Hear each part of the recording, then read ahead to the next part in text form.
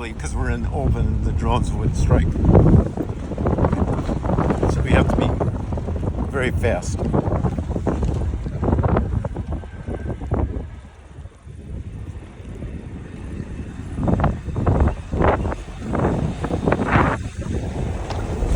And I'm glad I'm wearing this helmet because I've already knocked my head against the frame of the car.